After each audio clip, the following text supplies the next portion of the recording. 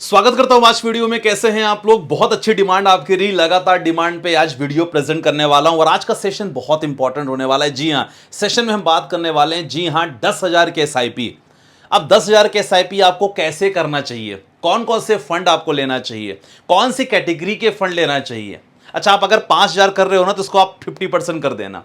लेकिन 10,000 के एसआईपी कैसे डिसाइड होता है कि भाई किस इंसान को कौन सी कैटेगरी का फंड चाहिए।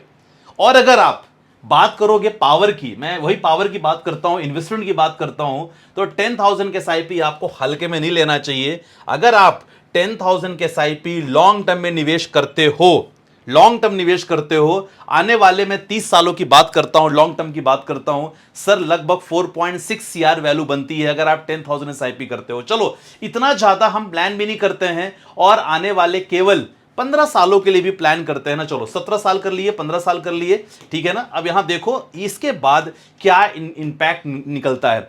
तो आप देख सकते हैं 10,000 के एसआईपी लगभग आपके पास 76 की वैल्यू बनती है। यहां हमने इन्फ्लेशन को एडजस्ट नहीं किया, मतलब क्लियर है कि भाई थोड़ा थोड़ा अगर आप इन्वेस्टमेंट करोगे, जितना जल्दी करोगे ये वेल्थ लगातार बनेगी, और अगर आप नहीं करोगे कहीं ना कहीं से पीछे रह जाओगे। तो 10,000 के एसआईपी में किस तरह प्लान करेंगे, बिल्कुल स्टार्ट कर रहे हैं। वीडियो को लाइक कर दो यार, लाइक टारगेट 1000 में मानूंगा और मुझे मालूम है आप लोग जरूर कर दोगे।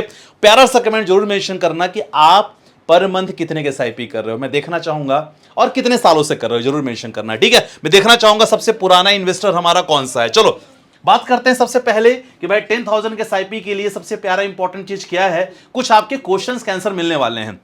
देखो कौन से क्वेश्चन के आंसर मिलने वाले हैं, कैसे निवेश करेंगे, क्या 10,000 के एसआईपी सफिशिएंट है।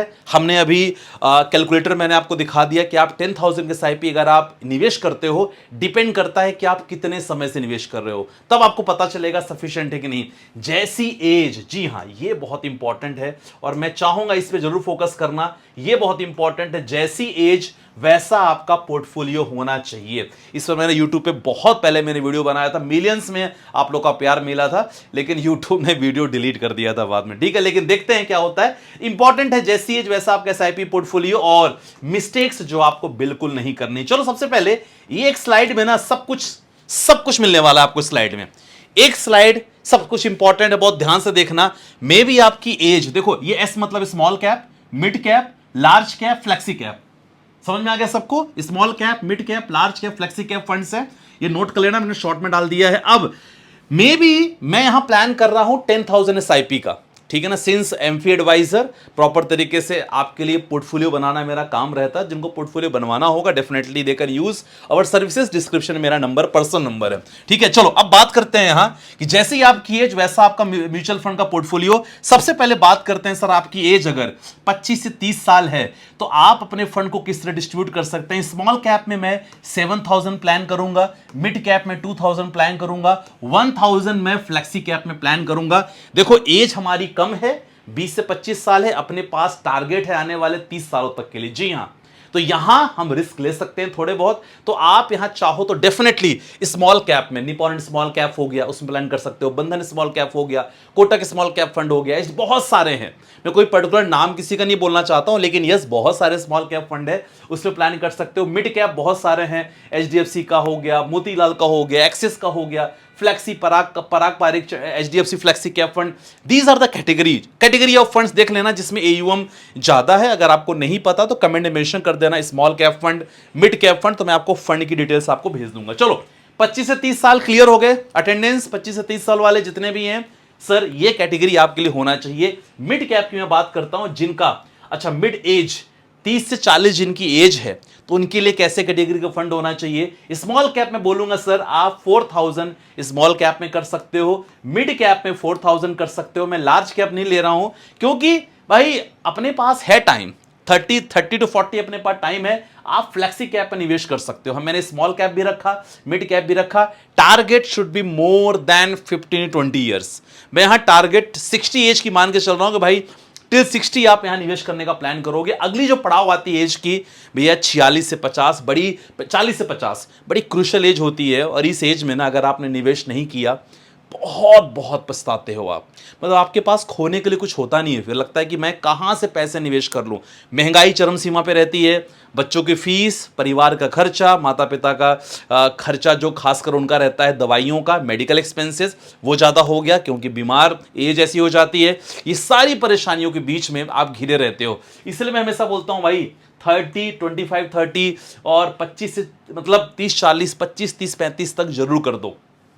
30 to 40 मैंने बता दिया सर, ये 40 से 50 की एज, इसमें मैंने 3000 स्मॉल कैप क्योंकि मैं ज्यादा रिस्क नहीं लेना चाहता। इसके बाद 3000 mid cap, 2000 large cap fund और बाकी 2000 क्या करूंगा मैं सर, फ्लेक्सी कैप पे निवेश प्लान कर सकते हो। चलो ठीक है। अब काफी लोग बोलेंगे संदीप भाई चलो तो ठीक हो गया, मेरी तो 50 के ऊपर हो चुका हूं मैं।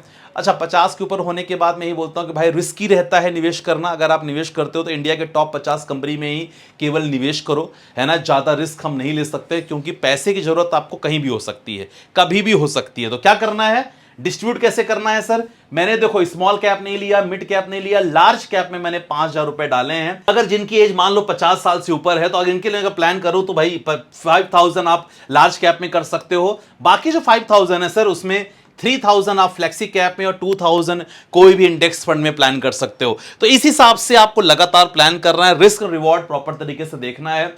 जिस तरह हम ट्रेडिंग में देखते हैं रिस्क रिवॉर्ड, इन्वेस्टमेंट में भी आपको लगातार रिस्क रिवॉर्ड देखना है। आई होप ये समझ में आ गया होगा। आप इसकी फोटो ले सकते हो सो दैट जो भी आपकी एज है उसके अकॉर्डिंग अपना पोर्टफोलियो आप डाइवर्सिफाई कर सको। चलो अब अगला जो है मिस्टेक्स क्या लोग करते हैं सर, कुछ लोग ना, हम बात करते हैं डाइवर्सिफिकेशन की, तो कुछ लोग ना बहुत ज्यादा डाइवर्सिफिकेशन कर देते हैं। मतलब मैंने देखा है कुछ लोग का पोर्टफोलियो, भैया 10,000 निवेश कर रहे हैं तो 1,000 के 10 फंड ले लिया, ये कुछ ज्यादा ही कर दिया आपने, इतना नहीं करना है। और कुछ लोग 10,000 एसआईपी कर रहे हैं तो एक ही फंड ले लिया, ये भी नहीं करना है। तो इंपॉर्टेंट है अंडर डाइवर्सिफिकेशन नहीं रखना है, ओवर डाइवर्सिफिकेशन नहीं रखना है। मतलब अगर आप 40,000 के एसआईपी कर रहे हो तो 20,000 की दो एसआईपी मत करो। अगर आप 40,000 के एसआईपी कर रहे हो तो ऐसा नहीं कि भैया आप 4,000 की 10 एसआईपी ले लो, ऐसा भी नहीं है। तो ये ध्यान रखना, काफी लोग गलती करते हैं। और तीसरा इंपॉर्टेंट है सर, लोग निवेश करते हैं केवल गूगल देख के कि भाई गूगल में बेस्ट म्यूचुअल फंड क्या है। अब बेस्ट गूगल वही बताता है जो पिछले 1 से 2 सालों का रिटर्न होता है। हमेशा रिटर्न देखो 10 साल का मिनिमम आपका होना चाहिए, जो गलती बार बार लोग करते हैं। और स्टेप अप ना करना, जी हाँ, दाल में तड़का नहीं डालोगे ना मजा नहीं आएगा, है ना। तो दाल में तड़का डालना मतलब जो भी म्यूचुअल फंड आप निवेश कर रहे हो उसमें 10% जरूर जरूर करो, सो दैट आप इन्फ्लेशन को बीट कर सको। याद है ना कि भैया हम 1 CR की वैल्यू हम देख रहे हैं 15 साल में, लेकिन उसकी वैल्यू 60 साल ही 60 लाख ही हो रही है। तो मेजर फैक्टर क्या है सर आपका, स्टेप अप करना 10%, जो भी आपके एसआईपी है सालाना 10% आप बढ़ाओ। आई होप देर तक बात गई होगी। तो वीडियो को लाइक कर सकते हो, चैनल पर नया सब्सक्राइब जरूर कर लेना। और बाकी यस 10,000 के एसआईपी आपको कैसी लगी, प्रॉपर डाइवर्सिफिकेशन में जरूर बताना। और आप कितने की मंथली एसआईपी करते हो, अगर उसका आपको वीडियो चाहिए प्लीज कमेंट में मेंशन करना, मैं वीडियो जरूर बनाऊंगा। राइट, बाकी मिलते हैं नेक्स्ट वीडियो के साथ, अपना ध्यान रखिएगा, बाय बाय, टेक केयर, जय हिंद गाइस।